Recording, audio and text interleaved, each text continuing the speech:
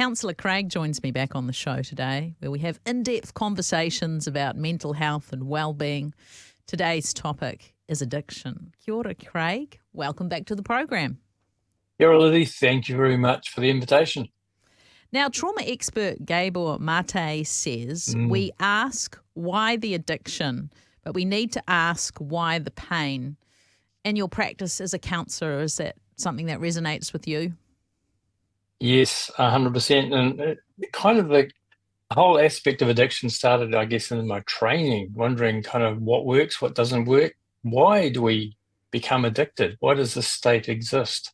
And it's human, it's universal.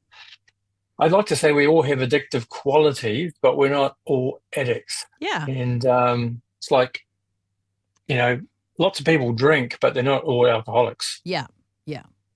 So what is this thing that's pervasive that creates the addiction? Yeah. What I found really super helpful is to separate the actual behavior from the judgment, the morality, the good, the bad, whatever we want to cloak the addiction in, to really understand what's going on for someone. Yeah. Judgment's not always helpful, is it? You just want to deal with the facts that this is an area of addiction. And so, that quote that I just shared, we ask why the addiction, we need to ask why the pain. Does that say then that all addiction comes from what we've suffered or perhaps a deficit of having a need that hasn't been met? Well, that's a great observation. And I'd say yes, as well as, and I don't want to overgeneralize, but I want to say, to give a picture of our time now, is really, we're talking about ways of coping. Yes. And ways of coping began way back. And when I say way back, we look at the lifespan of an addiction and where things began. Now, when I generally meet someone, really I say suffering from addiction, and many addictions could be called a process addiction. It started small and probably inconsequential. Yeah. That really gained momentum with its dependency.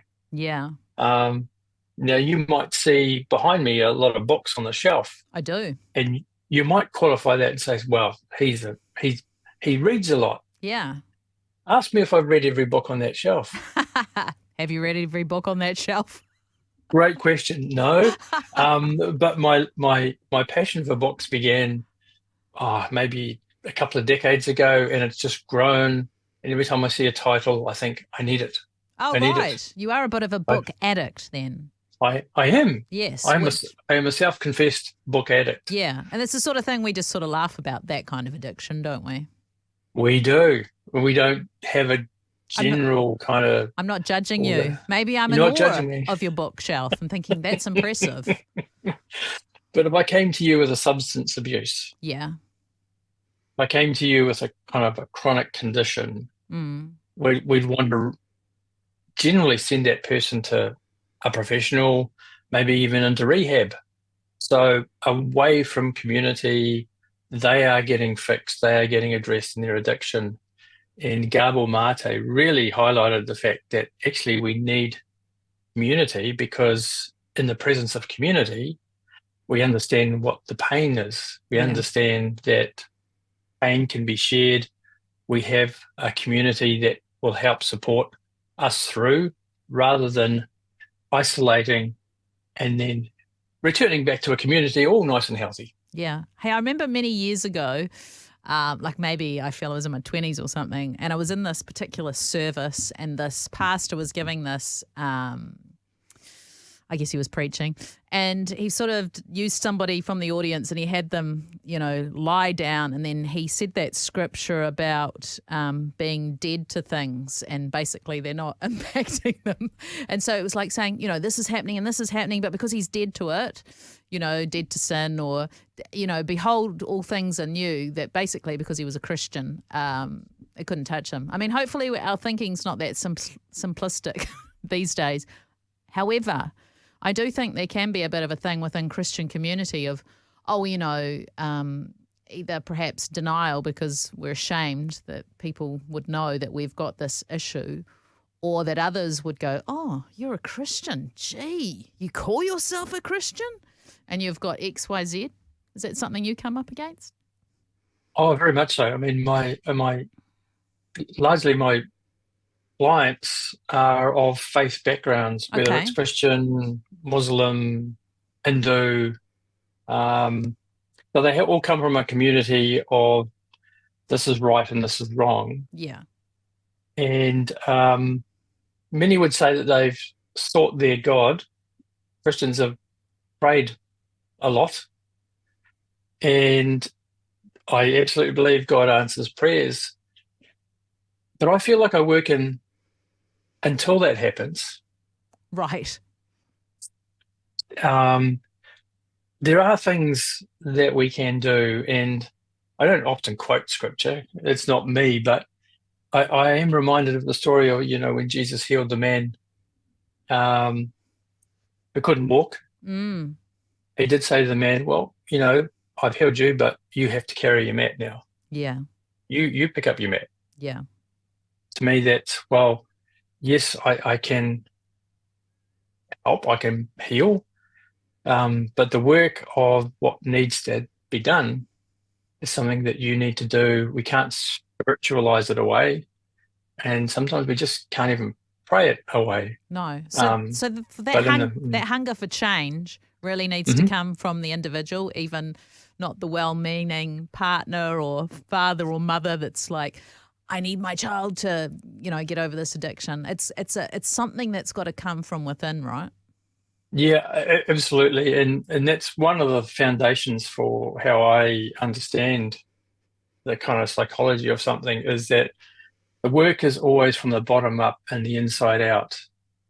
And the external, while it might be helpful, needs to have from the inside out. So the struggle comes from, I think I could be better. I know that I could be better. I just don't feel that I can be better. Yeah. And but there was a better, there was a creation story in us that was good.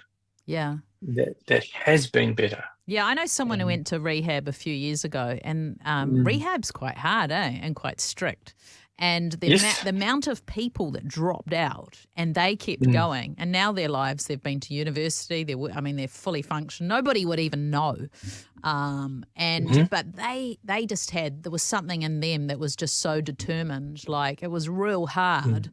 But they walked the path, and I think they still, belong to the groups that you go to sort of support each other, even so many years down the track, just an awareness of, this is going to be a lifelong thing that I just sort of have to address to be healthy and a fully functioning adult, really.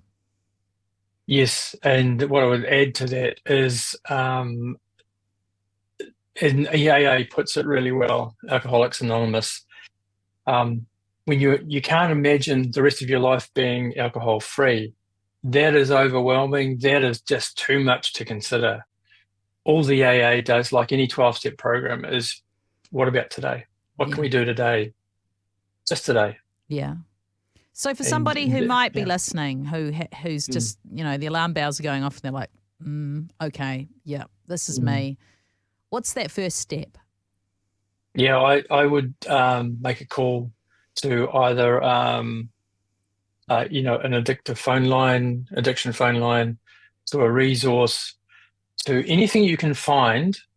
But I want to stress that it's got to be a fit for you. Not one service, like not one outpatient, not one rehab clinic will be the whole entire answer for anyone.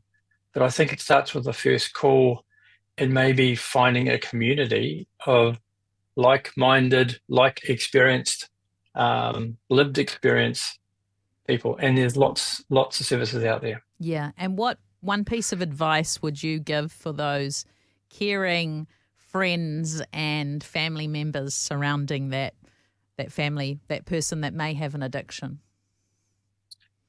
You're human. You're not different. Yeah. You're human. and everything can find a resolution. It's just really an amount of finding the right community for you, because it is a community project. It really is. Yeah. Counsellor Craig, thank you so much for your time today. You're welcome. Good to be with you, Lizzie.